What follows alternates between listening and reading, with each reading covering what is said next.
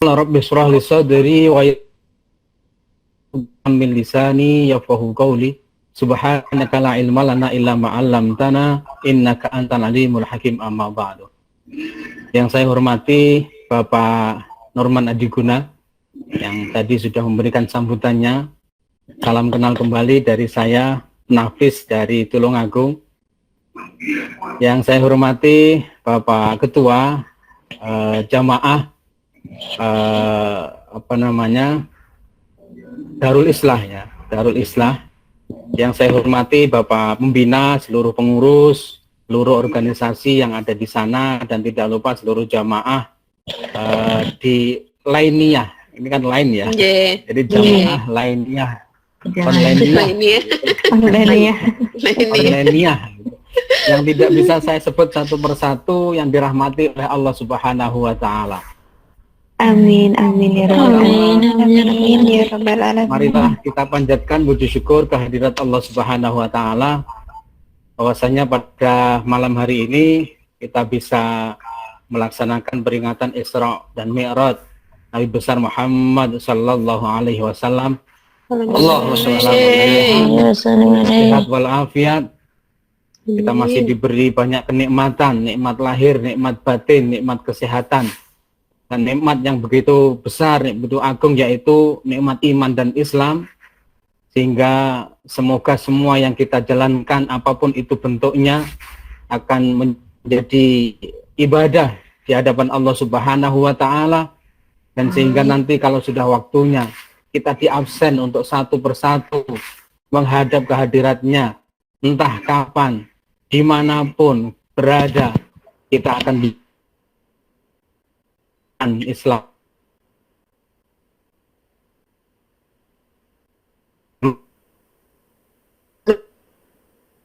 Amin.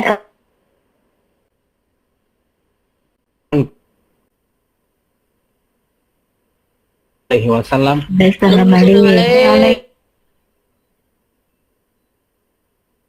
Kita semua nanti akan termasuk umat yang akan mendapat syafaat pertolongannya besok di yaumul qiyamah. Amin. Amin. Ya Rabbal alamin. Saudara-saudaraku semuanya, ibu bapak dimanapun berada, ini saya juga live melalui Facebook biar pengajian ataupun peringatan Isra Mi'raj di malam hari ini tidak hanya dinikmati ataupun bisa dilihat, disaksikan oleh jamaah di Taiwan, tapi juga di berbagai seluruh penjuru dunia gitu. Terima kasih. Biar kalau ada manfaatnya bisa diambil manfaatnya begitu. Yang saya hormati rahimakumullah, pertama-tama yang saya sampaikan terima kasih banyak, saya sudah diperkenankan untuk menjalin silaturahim, menambah saudara ini yang sebelumnya belum pernah saya perkirakan gitu. Sehingga kemarin Mas Akmal itu adalah salah satu mahasiswa saya di YN Tulungagung. Masya Allah. Saya diminta untuk ya sebisa saya begitu ya Mas. Ini di Taiwan, ini tidak main-main ini. Ini dilihat oleh banyak orang gitu. Jadi nanti mohon maaf jika banyak kekurangan, kekhilafan dari saya. Sebelumnya saya mohon maaf yang sebesar-besarnya.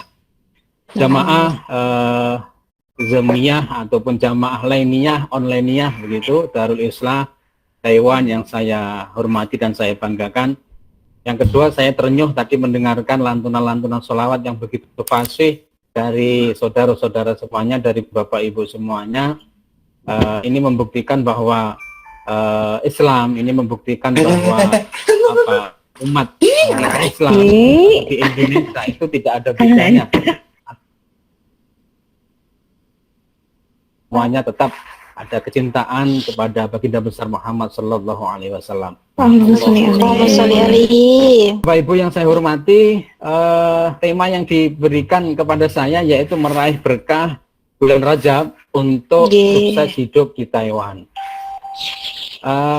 Begini, saya akan mulai dari sebuah sedikit cerita bahwa ayah saya dulu juga bekerja tapi di Malaysia. Ayah saya petani. Kemudian saya juga tani dalam artian ikut bapak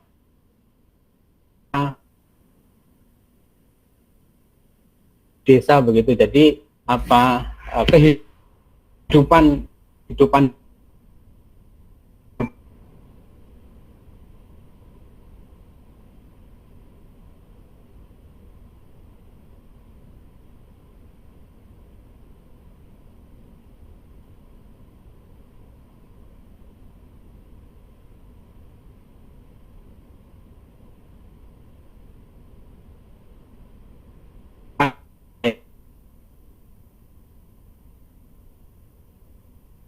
dan Yordania. Saya di kampusnya hanya 15 menit dari Masjidil Haram, jadi tiap hari bisa umroh. Alhamdulillah saya bisa 1,5 tahun di King Saud University Riyadh, Saudi Arabia, merasakan juga bagaimana jauh dari keluarga. Saya 1,5 tahun di sana. Kemudian yang terakhir, alhamdulillah 1 tahun saya di Australia untuk bisa menikmati pendidikan secara gratis di sana, bisa jalan-jalan ke Melbourne, ke Sydney dan lain sebagainya. Alhamdulillah, puji syukur. Ini kenapa saya ceritakan? Maksud saya begini, bahwa panjenengan semua ada di sana ini sebagaimana dijelaskan oleh Bapak Norman Abiguna, ini adalah mujahid-mujahidah begitu. Dalam artian panjenengan sedang berjuang untuk memenuhi kebutuhan keluarga. Nah, ketika ini dijalani dengan baik, ketika panjenengan ikhlas, sabar, kemudian betul-betul menjaga apapun yang ada di sana, saya yakin bahwa hasilnya tidak akan sia-sia. Hasilnya tidak sia-sia. Itu saya yakin. Nah, ini apa kaitannya dengan Isra Mi'raj? Jadi begini, bahwa Kanjeng Nabi itu sebelum Isra Mi'raj peristiwa dilalui oleh beliau, dialami oleh beliau. Beliau kan diuji oleh Allah Subhanahu wa taala dengan berbagai ujian yang sangat-sangat menyedihkan. Sangat orang-orang Nah, orang-orang tercinta wafat dan ini dakwah beliau juga terganggu, menjadikan kehidupan beliau itu juga manusia yang memiliki perasaan, memiliki hati begitu ya, ditinggal istri tercinta dan sebagainya. Sehingga ini menjadikan beliau, kalau bahasa anak muda sekarang itu galau gitu ya. Galau tingkat dewa gitu. Galau tingkat dewa. Galau tingkat dewa. Nah, ujian seperti ini mesti akan dialami oleh siapapun. Kalau Kanjeng Nabi saja diuji, apalagi kita, gitu maksud saya. Kalau Kanjeng Nabi saja diujinya seperti itu bisa lulus, nah maka yang harus kita lakukan adalah apapun ujian yang kita hadapi, gitu, apapun kondisi yang kita alami saat ini, maka kita harus sukses. Sama seperti anak didik, sama seperti siswa. Siswa itu kan bisa naik kelas, bisa mendapatkan rapot, bisa diwisuda kalau mahasiswa gitu ya. Setelah apa? Setelah mengalami banyak ujian, dia tidak mungkin akan naik kelas kalau belum ada ujian, belum masuk ikut ujian, kan begitu. Kalau dia tidak lulus, tidak akan naik, tidak akan naik. Sama seperti makhluk ini, sama seperti kita, hamba Allah. Allah pasti akan menguji kita semuanya dengan kondisi kita masing-masing. Nah, ketika ujian ini kita jalani dengan baik, begitu, kita ikhlas, kita sabar, begitu, tidak usah Allah, gitu loh, dan suudzon kepada Allah. Allah ini tidak adil, masa saya sudah bekerja seperti ini, kok tetap saja begitu hidup susah. Jangan seperti itu. Kita husnudzon saja dengan Allah, kita jalani sebaik-baiknya, insya Allah. Setelah itu kita akan naik derajat kita akan naik kelas, gitu ya, naik kelas. Setelah naik kelas, nanti bisa diwisuda. Dalam artian akan menemukan kebahagiaan sebagaimana Kanjeng Nabi Muhammad SAW saat itu dinaikkan oleh Allah untuk ke Sidratil Muntaha, sowan langsung ketemu dengan Allah Subhanahu wa taala. Ini menurut saya simpel, namun sangat penting untuk kita pahami, kita sadari dalam kehidupan kita sehari-hari. Kenapa? Karena seringkali kita ini lupa. Kalau sudah diuji, ya Allah, Gusti Allah adil, ya gitu. Hidup saya susah, anak saya tidak bisa diatur dan lain sebagainya misalnya. Pendidikannya juga sulit dan sebagainya misalnya. Nah, ini hal-hal yang tidak bisa menerima, tidak bisa menjalani ujian dengan baik. Khawatirnya nanti tidak lulus.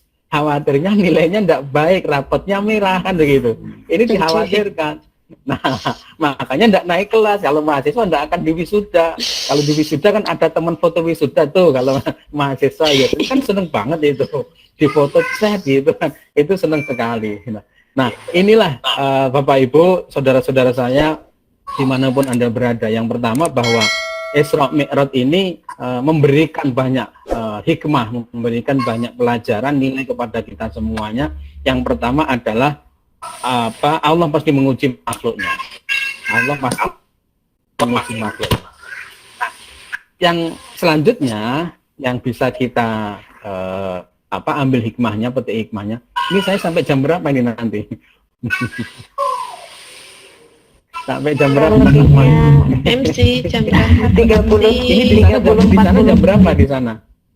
Ini sudah jam 10 Pak Kiai. 10 Nah, 5 sudah jam menit. 10 kan, harus istirahat, bisa harus bekerja. Ini kan sudah malam. Mboten Kalau nopo. mulainya dari tadi jam 7 saya siap sampai jam 12 begitu. Oke, bagi Bapak Ibu jangan lupa monggo kopinya diseruput, jangan dinikmati. Supaya tidak mengantuk ya. Kok bisa digoreng? Ya silakan. Goreng.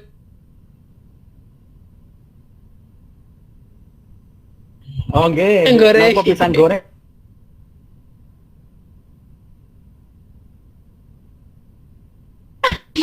Rohnya apa itu? Baik, Bapak Ibu yang saya hormati rahimakumullah, saya lanjutkan. Itu yang pertama bahwa manusia itu diuji, maka dengan ujian itu bagaimana kita sukses, panjenengan sekarang diuji oleh Allah untuk jihad, untuk berjuang di sana, monggo dijalani dengan sebaik-baiknya biar sukses.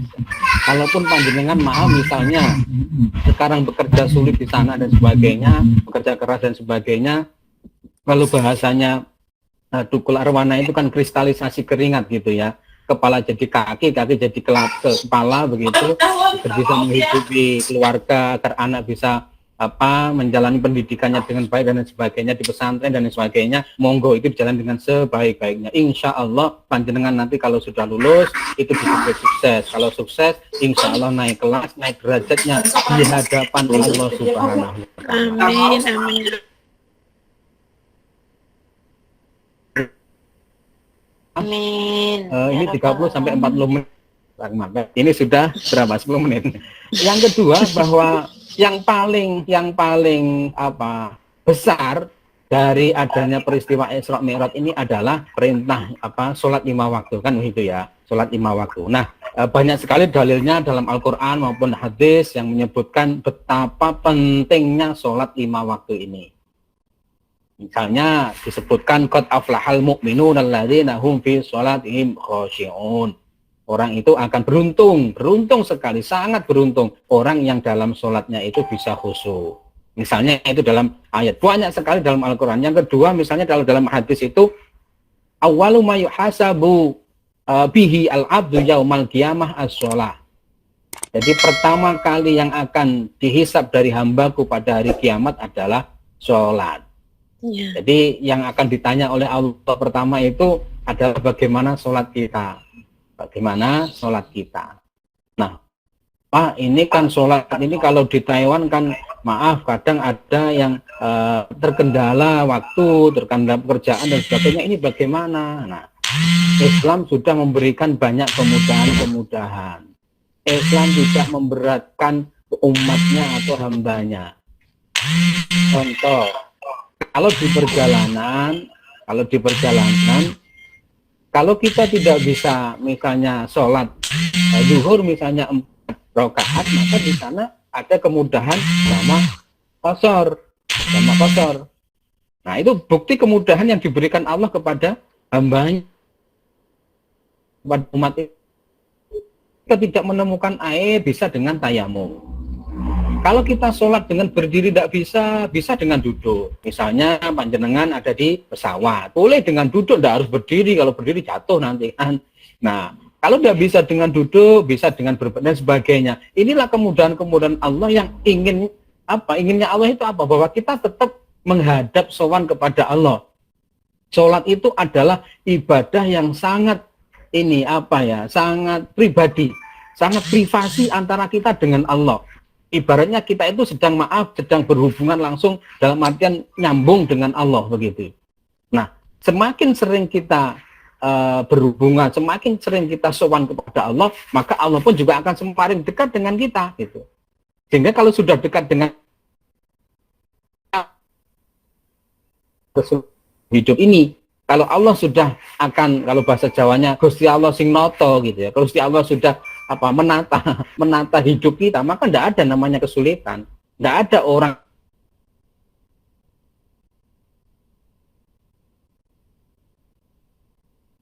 alhamdulillah miskin misalnya begitu dari desa bisa kemana-mana dan semuanya gratis gitu loh. Dan ini jangan lupa juga berkah dari doa Bapak Ibu, berkah dari perjuangan Bapak Ibu semuanya begitu.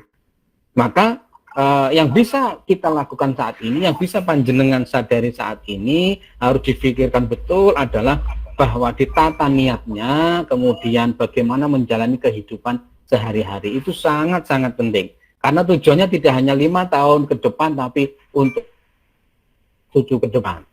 Bapak Ibu, yang kedua bahwa sholat. Nah, sholat ini adalah hal yang pertama kali akan dihitung oleh Allah adalah sholat kita. Dilanjutkan lagi dalam hadis itu, fa'in sholuhat sholuhasairu amali. Jika sholat kita baik, maka semua amalan kita, semua kehidupan kita akan bisa menjadi baik juga. Kebalikannya, fa'in fasadat sairu amali. Dan jika rusak sholat kita, maka akan bisa mempengaruhi kehidupan kita sehari-hari. Bapak Ibu yang saya hormati, ini saya akan agak sedikit agak dalam tentang sholat karena memang ini sangat-sangat penting mumpung ketemu begitu. Jadi begini, bahwa sholat itu paling tidak ada tiga tipe begitu ya, 3 tipe orang sholat. Yang pertama, orang yang sholat misalnya Allahu Akbar misalnya begitu, itu langsung bisa lihat Allah. Ini sholatnya Kanjeng Nabi. Jadi ketika sholat sudah langsung gitu lihat Allah. Nah, yang kedua, ketika Allahu Akbar misalnya begitu, itu tidak bisa lihat Nabi, tapi sinyalnya itu wush, langsung bisa nyambung kepada Allah Subhanahu wa taala. Kenceng begitu ya. Tidak hanya 4G begitu. Mungkin bisa 10G gitu ya. Bisa 10. Ini kenceng banget sinyalnya, nyambung kepada Allah. Nah, jenis yang ketiga ini ketika Allahu Akbar begitu ya. Nah, ini yang ketika ada misalnya titut atau tiktok, lah baksonya lewat gitu. Jadi yang Saya ketika banget sholat itu, Pak. saya juga begitu gitu. Bahkan tidak hanya terdengar bakso, apapun yang kita itu lupa ketika sebelum sholat, jadi ingat ketika sholat, iya kan? Betul. Akbar. Wah, kuncinya ada di bawah bantal. Wah, uangnya kemarin terselip di lemari. Wah, ini ingat semua. Jadi tidak bisa melihat Allah, sinyalnya juga patet begitu, paketannya sering habis, tidak nyambung. Tapi yang diingat apa? Ya kehidupan duniawi. Jadi kita itu mungkin ini derajat kita masih seperti ini. Nah, kita masih diberatkan oleh hal-hal seperti itu. Namun tidak usah khawatir. Maksudnya begini, tidak usah khawatir itu, bahwa walaupun kita tidak bisa melihat Allah, walaupun kita tidak bisa nyambung sinyalnya langsung terus begitu konsisten begitu nyambung kepada Allah, tidak usah khawatir. Karena sudah ada satu dalil yang menyatakan ubudullaha ka'annaka tarah fa illam takun tarah fa innahu yaraka. Ubudullaha, beribadalah kalian kepada Allah. Sholatlah kalian kepada Allah, kan begitu. Ka'annaka tarah, ubudullaha ka'annaka tarah, seolah-olah. Jadi derajat kita ini masih seolah-olah kita itu melihat Allah, koyo peruh Gusti Allah, kan begitu. Seolah-olah kita melihat Allah. Fa illam takun tarah fa innahu yaraka. Nggak usah khawatir, walaupun kita tidak bisa melihat Allah, yakin saja bahwa sholat kita, ibadah kita itu dilihat oleh Allah Subhanahu wa ta'ala. Allahumma amin. Nah, ini derajat kita ada yang ketiga ini, mungkin yang ketiga ini. Jadi ketika sudah kondisi seperti ini, kita masih diberatkan oleh bakso, kita masih diberatkan oleh mukena depan kita. Itu dikomentari itu mau kena teman saya bagus tapi mungkin beli di pasar kayaknya itu belum lunas kayaknya. Itu aja dikomentari begitu, sarungnya bagus tapi kok kayak gitu warna, apapun dikomentari ketika sholat biasanya. Nah, yang terpenting saat ini ibaratnya begini, Walaupun kita ini diberatkan oleh duniawi, nah diberatkan oleh hal-hal seperti itu. Kalau sudah merasa berat, ya jangan dibawa sendiri, kan begitu. Lawang berat kok digotong dibawa sendiri. Lalu terus gimana Pak? Ini kalau berat, naikkan bus, gitu kan, duduk di dalam bus, gitu. Walaupun nanti di dalam bus itu ngantuk, ya kan? Walaupun di dalam bus itu ngantuk, nggak usah khawatir. Tahu-tahu nanti sudah ada sopir yang menyampaikan kita kepada terminal, kan begitu. Jadi tahu-tahu sholat kita sudah Assalamualaikum warahmatullahi. Assalamualaikum. Kok sudah selesai? Tadi ngapain aja? Nggak apa-apa kan begitu. Maksudnya apa? Jamaah. Kalau bisa. Jamaah kalau bisa ya. Kenapa? Karena kita masih diberatkan. Sudah ada sopirnya di depan, tidak usah khawatir, sudah ada imam. Cuma ditanggung oleh imam gitu. Cuma ditanggung oleh sopir yang mengantarkan kita. Nah, ini hal-hal yang menurut saya kita upayakan. Tentu sesuai dengan kondisi kita masing-masing ya. Oh Pak, saya tidak bisa jamaah hari ini karena masih kerja, ini masih seperti ini dengan majikan, ini masih seperti ini di kantor dan sebagainya. Oke, tidak apa-apa. Tapi paling tidak sehari misalkan sudah di rumah dengan keluarga misalkan, kalau dengan teman upayakan. Ya itu tadi, walaupun kita itu masih sering lupa seperti itu tadi, ibaratnya kita tidur di dalam bus, tahu-tahu sudah sampai terminal gitu kan. Ada Pak sopir di sana. Nah, Bapak Ibu yang saya hormati rahimakumullah, ini sudah hampir 25 menit, lebih mungkin ya, sudah lebih. Saya akan memberikan beberapa tips bagaimana kita menjalani kehidupan ini biar sukses, gitu ya. Tadi sudah dijelaskan oleh Pak Nurman, Pak berkah itu adalah akan terus-menerus kebaikannya. Jalbul khair. Jadi sesuatu yang kita lakukan itu akan membawa kebaikan yang lain. Itu namanya keberkahan. Uang kalau walaupun cuma 100.000 misalnya, kalau itu berkah, maka itu akan membawa kebahagiaan, kebaikan kepada kita. Uang walaupun 1 juta tapi tidak berkah, itu bisa-bisa akan menjadi musibah bagi kita. Nah, ini maksud saya kehidupan kita ini harus terus berjalan dengan baik. Maka panjenengan di sana sedang berjuang. Kalau sedang berjuang, maka dari itu yang menurut saya harus dilakukan Tetap semangat. Bahwa ad-dunya mazra'atul akhirah. Bahwa dunia ini adalah tempat bercocok tanamnya akhirat. Jadi ini sawah kita saat ini, kita sedang menanam. Apalagi ini bulan Rajab itu bulan menanam. Maka yang perlu kita lakukan adalah sesuai dengan kondisi, sesuai dengan kemampuan kita masing-masing. Ayo menanam kebaikan, ayo menanam semaksimal mungkin sebisa kita masing-masing. Oh, saya bisa nanamnya berbuat baik dengan tetangga. Oh, saya bisa menanamnya ini memberikan walaupun cuma 10.000. Oh, saya menanamnya bisa ikut mengurusi di majelis Darul Islah seperti ini misalnya. Ini juga cara kita untuk menanam. Kalau sudah menanam kebaikan, insya Allah nanti di akhirat sana kita akan menuainya, kita akan memetiknya, kan begitu. Nah, ini penting menurut saya. Panjenengan jauh dari keluarga, panjenengan mungkin jauh dari suami, dari istri, dari anak dan sebagainya. Maka mari kita jalan dengan sebaik-baiknya. Sebelum kita akhiri begini, bahwa hidup ini tidak hanya sendirian. Bahwa Isra Mi'raj itu memberikan nilai. Isra itu kan perjalanan Nabi dari Masjidil Haram ke Masjidil Aqsa. Itu kan darat. Nah, darat ini saya umpamakan apa? Ini hablum minan nasnya. Bagaimana kita berbuat baik kepada sesama makhluk. Tidak hanya sesama muslim, tidak hanya rahmatan lil muslimin, tapi rahmatan lil alamin. Kepada siapapun. Sekali lagi kepada siapapun. Kanjeng Nabi itu seringkali ketika waktu pagi jalan ke pasar, tiap pagi, hampir tiap pagi, kemudian di pojok pasar itu ada orang tua yang sudah buta, kemudian disuapi tiap hari, dikasih makan dan sebagainya. Ternyata siapa orang ini? Dia adalah orang Yahudi. Itulah akhlaknya Kanjeng Nabi, seperti itu, luar biasa, rahmatan lil alamin. Nah, ini Isra. Baru yang kedua adalah Mi'raj, ini naik. Naik ini adalah hablum minallahnya. Ayo, keimanan kita, ibadah kita, tauhid kita, apapun itu yang berkaitan dengan Allah, gitu ya. Itu jangan lupa ada hablum minan nasnya. Jadi tidak hanya yang ke atas saja, tapi juga ke samping dan sebagainya. Makanya sholat itu assalamualaikum warahmatullah, assalamualaikum warahmatullah. Apa artinya? Itu kita menebar kedamaian, menebar salam, menebar kebaikan kepada kanan kiri kita.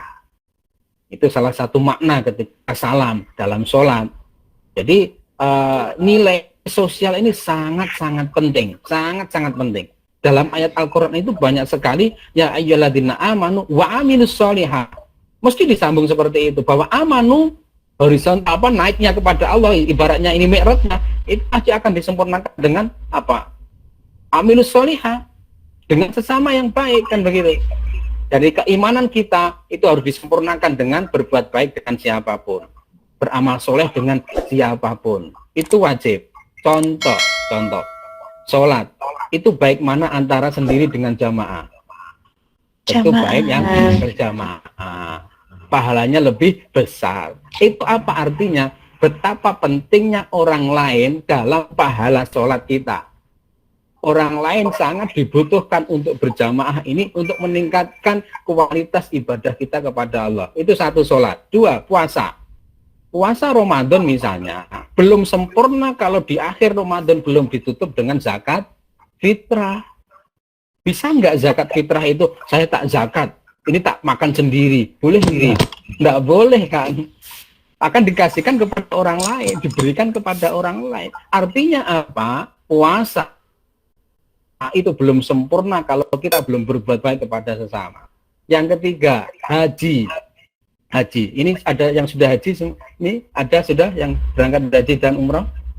Semoga kita semuanya dimudahkan. Insya Allah menyusul. Alhamdulillah baru sekali.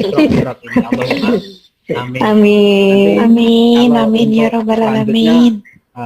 Untuk selanjutnya saya beri tips-tips agar bisa cepat berangkat ke sana karena waktunya sudah habis. Yang ketiga, jadi ibadah haji ini bisa nggak kita haji sendiri? Saya tak haji sendirian saja lah. Di sana kan kalau haji kan bareng-bareng ramai, banyak yang meninggal itu. Saya mau mabit sendiri, saya mau di Arafah sendiri, saya mau tawaf sendiri, bisa nggak? Nggak bisa. Ternyata ibadah haji itu akan sempurna kalau itu sesuai dengan aturannya dan di situ banyak orang. Ini masih contoh-contoh yang banyak sekali. Nanti kalau kita mau diskusikan, kita mau jelaskan bahwa intinya apa? Idza ahasta bi alamin fa anta hayyun. Jika engkau merasakan sakit itu buktinya engkau itu hidup. Tapi wa idza ahasta bi alamil akhirin fa anta insanun. Jika engkau bisa merasakan sakitnya orang lain, sedihnya orang lain, kesusahan orang lain, baru kamu akan disebut manusia. Jadi kita akan disebut manusia kalau kita bisa membantu orang. Itu baru disebut manusia. Tapi kalau kita egois, tidak mau berbagi, kita bukan manusia, walaupun kita ini seperti ini, manusia seperti ini. Gitu. Nah, ini saja Bapak Ibu yang saya hormati, dimanapun berada, baik yang di lain, di Majelis Darul Islam maupun di Facebook. Sekali lagi terima kasih, ini sudah menyambung saudara silaturahim di Taiwan. Semoga suatu saat bisa bertemu langsung begitu ya.